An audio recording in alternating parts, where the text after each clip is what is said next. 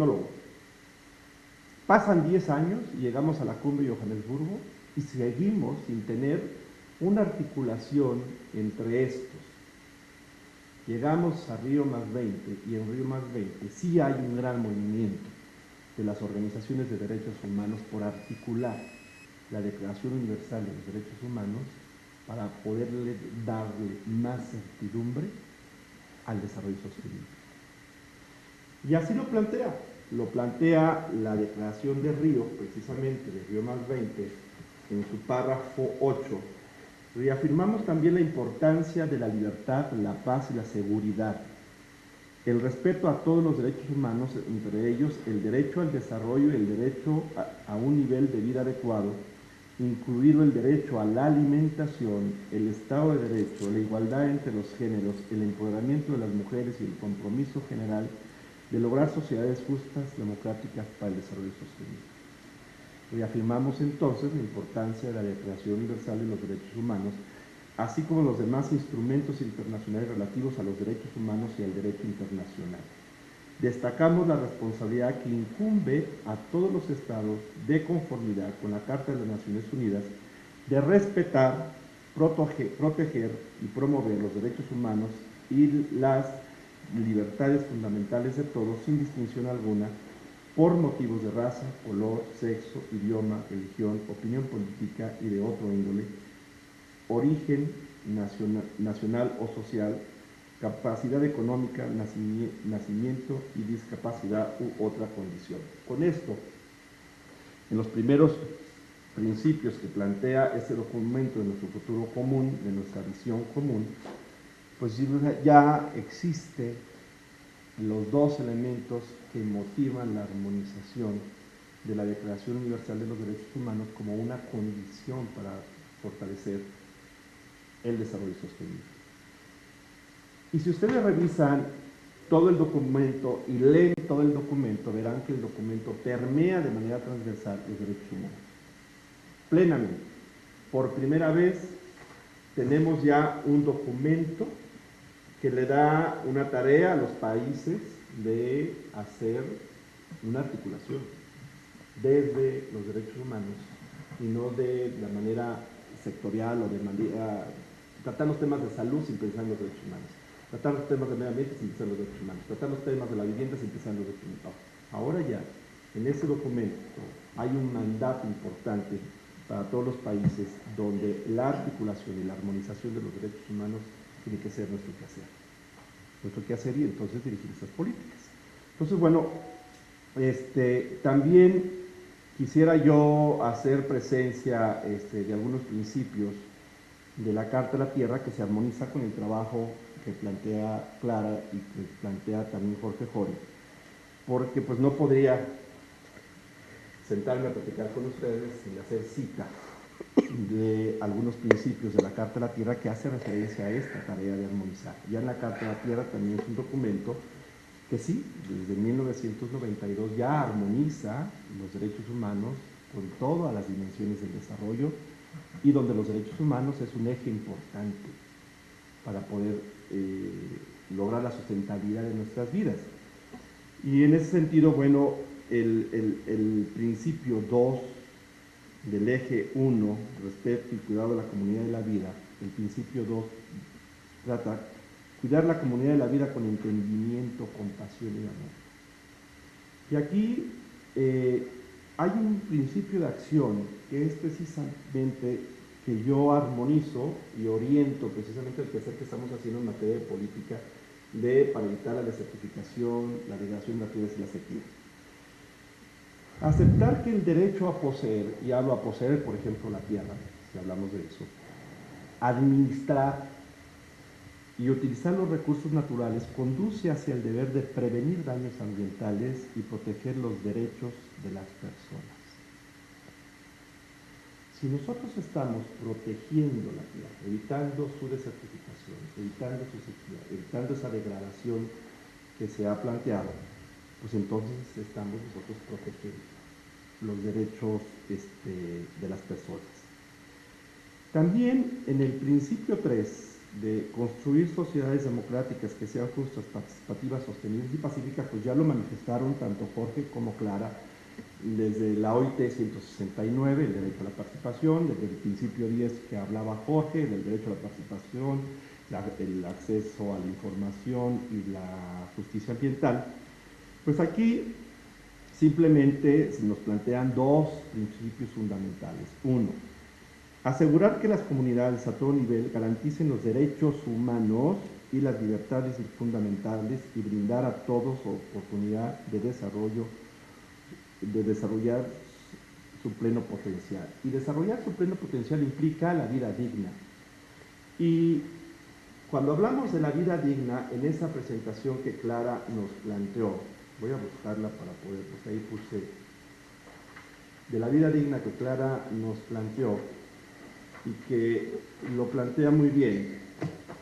Bueno, vida digna implica las 6 dimensiones del desarrollo. Vivir bien socialmente, vivir bien económicamente, vivir bien ambientalmente, vivir bien políticamente, vivir bien culturalmente, vivir bien espiritualmente. Pero además de vivir bien implica simplemente estar bien. Y esto implica una armonización con lo que respiras, con lo que bebes, con lo que comes y con lo que haces. Y si yo busco esta dignidad de mi vida en ese sentido, y pensando en que para tener la dignidad de mi vida tengo que estar armonizado con lo que respiro, entonces del centro de mi ser tiene que salir una responsabilidad profunda por cuidar sus fuentes. ¿Qué me da la fuente del aire? Me dan los bosques. Y si me dan los bosques, entonces me implica conservar el ecosistema que me da este servicio ambiental. Y si hablo del agua igual, ¿qué implica? Si yo vivo, si este cuerpo que porto vive del agua, pues entonces también implica la protección, la conservación y la responsabilidad de cuidar su fuente. ¿Sí? Y esta fuente pues son precisamente las zonas de captación, la modulación de la lluvia, etcétera, etcétera. Entonces, me parece que es muy interesante que pensemos en que lo que estamos haciendo como quehacer político está motivando a que haya una vida digna. Y no centrarnos solamente en la protección del suelo como tal, sino centrarnos que estamos haciendo acciones precisamente para garantizar una vida digna. ¿Sí? Y no olvidarnos de esta dignidad de la vida que implica su derecho a la salud, que implica su derecho a la alimentación, que implica el derecho al agua, que implica el derecho a la libertad, que implica todas estas garantías que nosotros buscamos a través de los derechos humanos. Y bueno, podría yo ir cerrando sobre uno de los ejes más importantes de la Carta de la Tierra, viéndolo desde la vertiente ambiental, sobre la integridad ecológica. Y precisamente hay un principio, el 5, que habla de proteger y restaurar la integridad de los ecosistemas ecológicos de la Tierra, con especial preocupación por la diversidad biológica, los procesos naturales que sustentan la vida.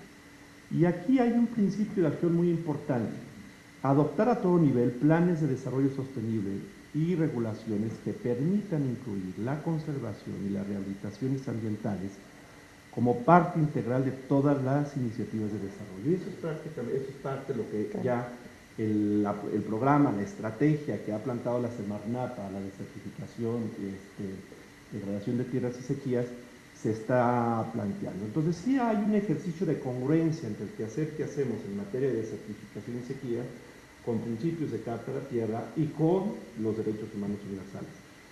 Hay una armonía en el ámbito documental.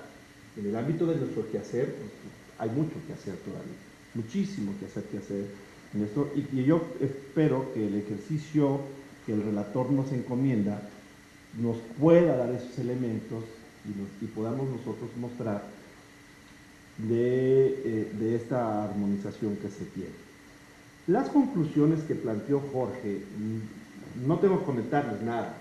O sea, yo creo que la primera conclusión que plantea Jorge es una conclusión importantísima que tiene que obedecer en este esfuerzo que estamos haciendo en la actualización de la estrategia, de de que debemos de aprovechar precisamente las fortalezas del desarrollo del derecho ambiental y de los derechos humanos precisamente para dotar de una mejor protección a las personas, ¿sí?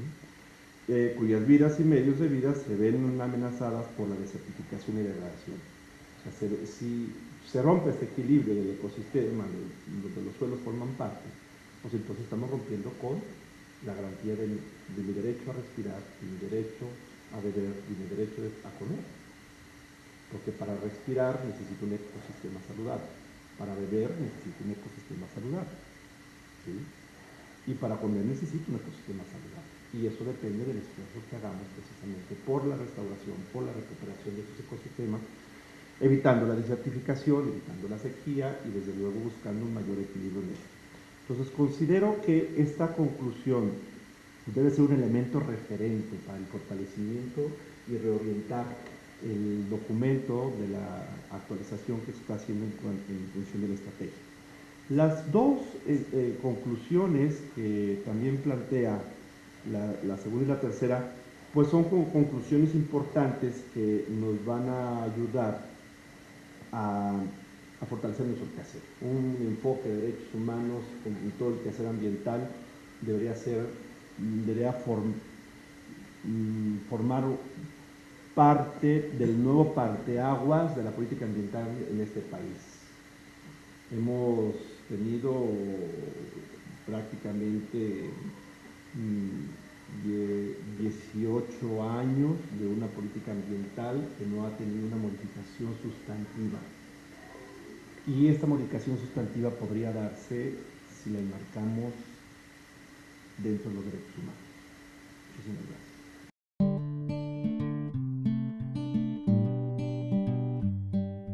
También es importante decir que hay avances en cuanto, por ejemplo, este sistema, esta nueva herramienta que tenemos en cuanto a las acciones colectivas de protección al medio ambiente, ¿no?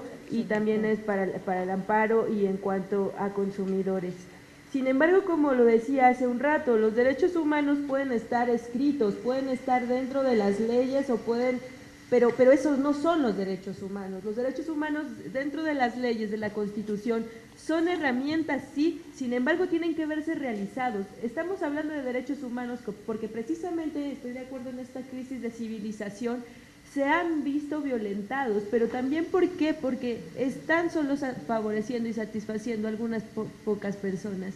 El Estado ha venido asumiendo y desde todas sus instancias, y aquí también le toca una labor importante a Zagarpa, a Semarnat, aceptando, haciendo concesiones de importantes decisiones que han tenido que ver con violaciones a derechos humanos, concediéndoles tanto a empresas agroindustriales como tiene que ver con Monsanto, con el tema de transgénicos, también entregando a las mineras al país, lo que ya decíamos hace un rato, y también hay una gran cuestionante de parte de los pueblos originarios, los pueblos indígenas, el planteamiento del proyecto de reducción de emisiones por deforestación y degradación de los bosques, es decir, el proyecto RED más todo este tema que ha venido durante años hablándose del corredor ecoturístico mesoamericano, que en su momento fue el Plan Puebla-Panamá. Ha tenido avances significativos, hemos tenido avances significativos en la letra, pero no en la sustancia. En la sustancia tenemos que si se aceptan cada vez más cuestiones de políticas públicas, o más que políticas públicas, acciones que van en detrimento del sustento, de la decisión de los pueblos originarios, de la decisión de los pueblos como tal dentro de su tierra, de su territorio, cada vez que se hace una concesión legal, que se legaliza, porque es más, a veces es ilegal y se ha probado, por ejemplo, en el caso de la Supervía, en el caso de Manantlán, en el caso de Wirikuta, en los casos del Zapotillo, hay grandes vacíos legales que luego se legalizan, es decir, los derechos humanos la violación a derechos humanos se legaliza. No todas las leyes son respetuosas de derechos humanos, y no todas las declaraciones universales aunque son respetuosas de los derechos humanos. La Declaración Universal es importante, todos los artículos y todo lo que hemos dicho hasta ahorita son importantes, sin embargo, las han atravesado intereses específicos de empresas y en esos intereses específicos de empresas también decisiones de gobierno, que ahora nos tienen trabajando mucho más que antes en poder definir dentro de un juicio, porque también es cierto, los jueces a partir de esta reforma constitucional está siendo todo un reto poder decir, a ver, ¿qué es eso de hablar de interés superior, el principio pro persona? ¿Qué es esto de hablar de una declaración universal? ¿Qué es esto de indivisibilidad, integralidad, universalidad? Todas esas palabras pueden sonar muy bonitas, pero lo importante sí es que las personas las tengamos dentro de nuestros conocimientos generales y lo fundamental es que el Estado, desde todas sus instancias, desde todas las personas que trabajan para el Estado, los tengan empoderados, los tengan ampliados y los conozcan. ¿Por qué? Porque desafortunadamente los derechos humanos en este país todavía no los podemos tocar con las manos. Cuando se vea el derecho realizado a partir de poder alimentarnos mejor y a partir de que no se concesionen proyectos como Red Más, que Red Más no tenemos mayor información, tenemos algunos elementos, no tenemos mayor información, y cómo poder pasar este tipo de proyectos cuando no tenemos mayor información. En la medida de que el acceso a la información, la transparencia, los recursos que se están generando, las políticas públicas y la participación de las personas esté dentro de la generación de políticas públicas, eso será importante y estaremos diciendo que es un país que respeta y promueve los derechos humanos y un Estado. Y lo otro, nada más quisiera decir que es importante que seamos muy respetuosos de los términos de los pueblos originarios, de los pueblos indígenas, porque nos quisieron vender el tema del buen vivir, el tema del vivir bien, vivir mejor, por el concepto del buen vivir, que es mucho más amplio de lo que nos podemos imaginar. El buen vivir significa desde los pueblos indígenas vivir desde el todo ser, desde no solo la mercancía, no solo el mercado, sino la convivencia entre las personas y el medio en el que subsistimos. Por algo la lucha de Cochabamba, las luchas por el agua, de ahí desde Bolivia, desde los países latinoamericanos, hablar del buen vivir significa hablar desde la participación de los pueblos originarios, de todos los pueblos, para poder generar mejores condiciones de vida, no solo para unos cuantos, sino para las comunidades que históricamente, tanto mujeres como hombres y todas las generaciones han venido luchando, pero que desafortunadamente con estos conceptos que se han venido manipulando y también designificando, porque no quisiera decir de resignificar, sino de designificar, les han degradado el significante como tal. Vivir, el vivir y el buen vivir, sobre todo el buen vivir, significa algo mucho más allá que el vivir mejor, porque el vivir mejor tiene que ver con la competencia y con el unos vamos detrás de los otros. El buen vivir es un elemento que creo que sería muy importante que todos conociéramos, que todas estas personas que estamos aquí y que todas las personas que generan políticas públicas en materia medioambiental y también quienes estamos trabajando por mejores condiciones de vida, conociéramos mucho mejor, porque estaríamos derribando este término antropocéntrico de solo las personas, aunque de pronto aparezca dentro de los tratados internacionales o aparezca dentro de la propia Constitución, todavía la letra queda muy vacía y muy hueca si no se ve realizada. Por ejemplo, ¿de qué nos sirve tener en la Constitución mexicana que tenemos derecho a un medio ambiente sano, si también podemos, y de qué nos sirve hablar de desertificación dentro de la Semarnat en un foro, y esto lo llamo porque también es asumir una propia tarea? ¿De qué nos sirve si cuando cada decisión que se está tomando dentro de la política para concesionar a empresas no está habiendo un ejercicio propio, no solo hacia la comunidad, sino tendríamos que estar entrando comunidad, academia, investigadores, universidades, organizaciones civiles que trabajamos derechos humanos y derecho al medio ambiente y también medio ambiente, organizaciones ambientalistas, el propio gobierno, pero con políticas públicas mucho más transversales y transparentes. ¿A qué me refiero? A que hay ejercicios, incluso en propio Brasil, donde se genera un programa de derechos humanos a nivel nacional. Se está contemplando toda la maquinaria, no me gusta decir la maquinaria, pero sí toda la parte institucional para saber qué políticas públicas se van a generar en materia de medio ambiente y a partir de esas políticas públicas, y bueno, qué políticas públicas, esas políticas públicas construidas con todos estos actores que ya les comenté. Porque si solo viene del propio Estado junto con una empresa, pues sí, van a generar, el gran discurso ha sido dentro de las empresas y del Estado, es que los pueblos no están de acuerdo con el progreso. A ver, los pueblos nunca han dicho que están en desacuerdo con el progreso. En la construcción o incluso para los compañeros de Yucatán con el tema de transgénicos o para la construcción del aeropuerto o en otros megaproyectos ha sido, no es que su discurso de los pueblos es, no estamos en desacuerdo con el progreso, en lo que estamos en desacuerdo es que se pisoteen nuestros derechos a poder decidir qué es lo que se puede hacer, que se pisotee nuestra historia y se pisotee todo lo que hemos venido trabajando, pero sobre todo esto que nos dejaron nuestros padres, esto que le queremos dejar a nuestros hijos.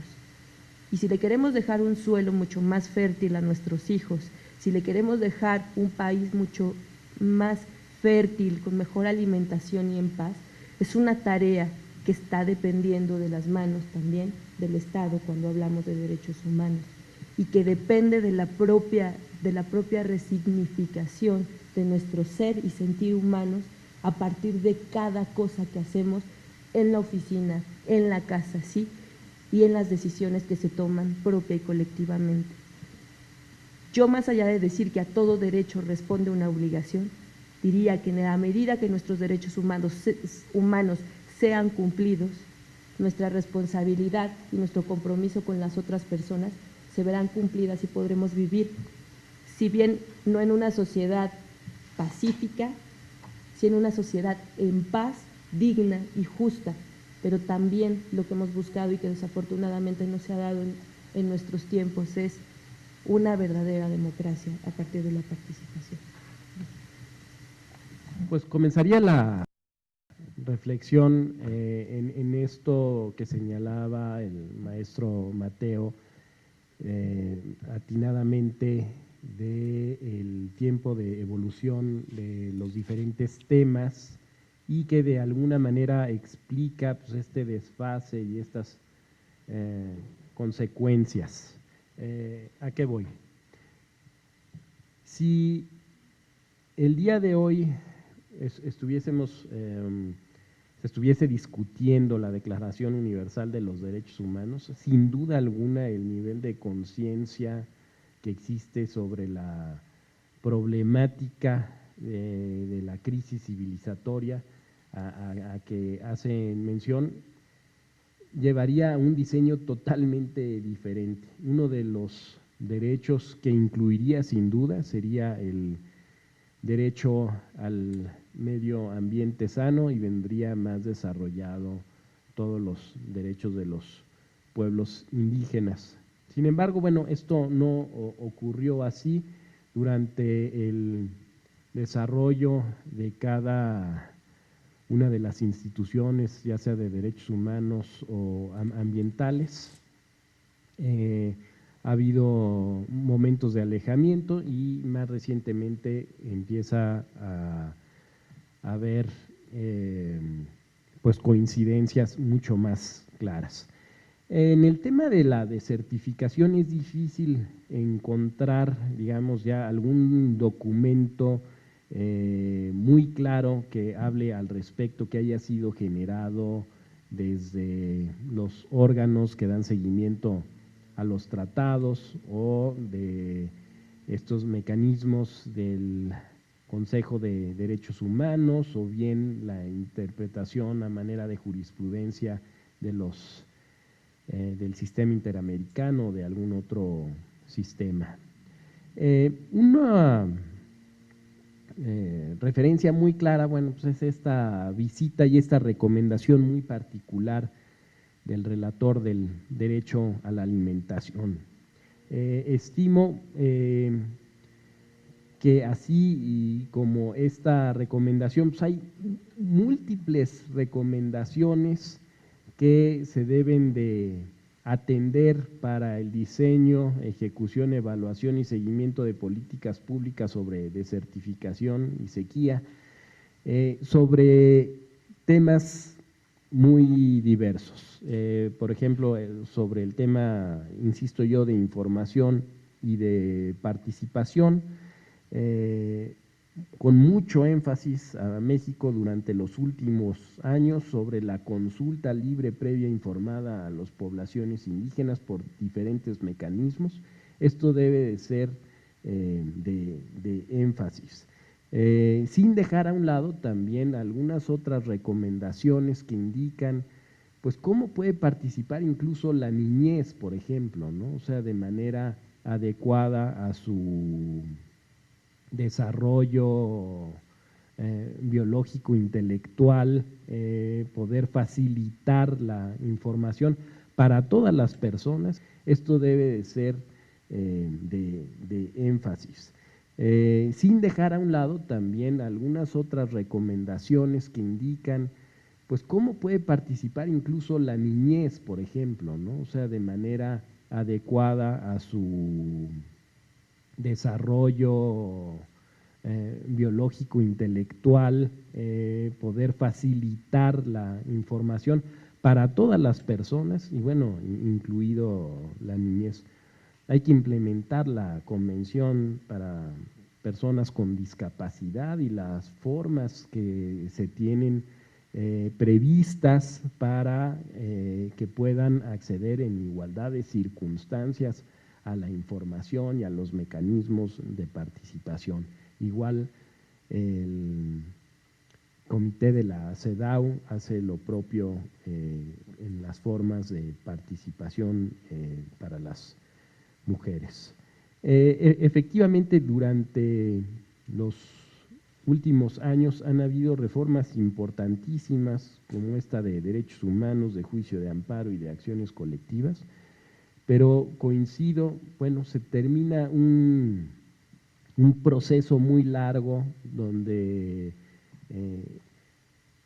se hablaba de esta necesidad de contar con esta reforma, de este reconocimiento, y comienza ahora otro de poderlo hacer realidad para todas las personas en todo momento, en todo lugar, sin distinción.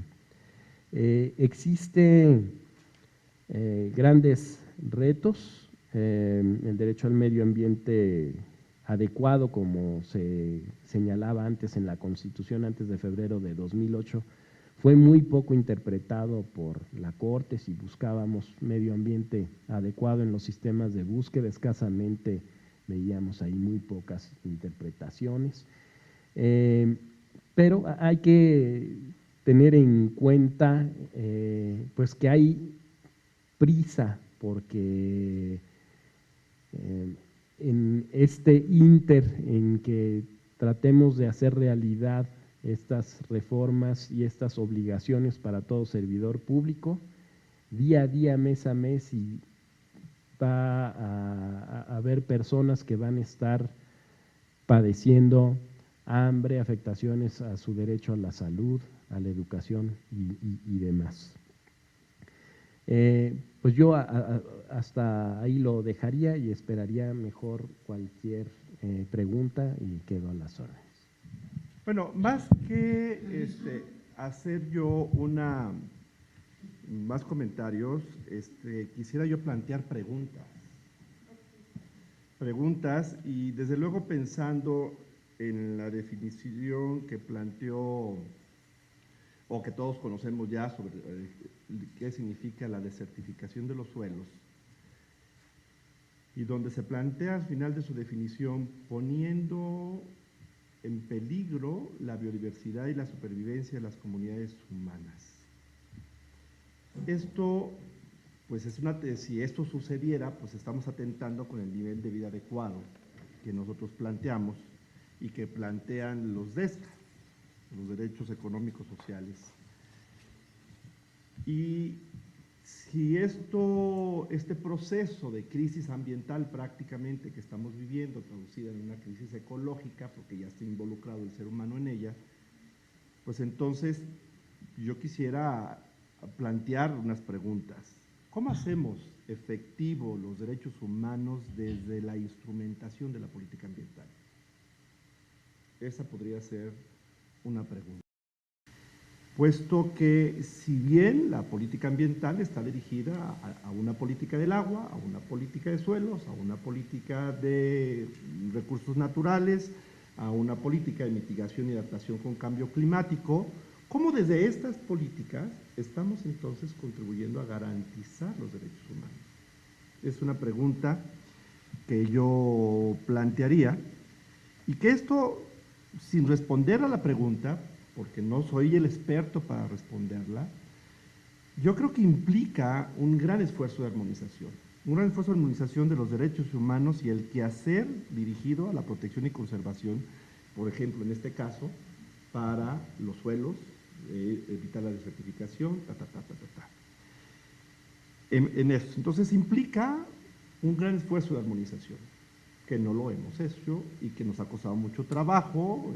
Desde que inició el programa de Derechos Humanos y Medio Ambiente en esta administración, a mitad de la administración, pues nos ha costado mucho trabajo, muchas reflexiones, hemos tenido seminarios de reflexiones de cómo podemos garantizar desde la política ambiental los derechos humanos universales. Esa es una. Y entonces nos damos cuenta y podemos apreciar que las políticas públicas dirigidas a la instrumentación del desarrollo sustentable, donde no es una tarea únicamente de la Semarnat, es una tarea con todas las secretarías del sector y en los 3 niveles de gobierno también, como podemos apreciar, pues no es fácil la armonización todavía, es un esfuerzo que tenemos que hacer para que entonces podamos garantizar desde este quehacer los derechos humanos. Otra pregunta, ¿cómo llevar entonces a la práctica este derecho al medio ambiente sano? ¿Cómo podemos decir los seres humanos, hombres y mujeres que habitamos en este país y que con toda esa estructura y modificación al marco jurídico y constitucional que tenemos en este país, de que yo tengo el derecho al medio ambiente sano y que vivo en medio ambiente sano? Entonces, quizás tendríamos que tener respuestas y quehaceres creativos en el sentido de lo que estamos haciendo actualmente. ¿Cómo contribuyen las políticas ambientales dirigidas a la lucha contra la desertificación a los derechos humanos?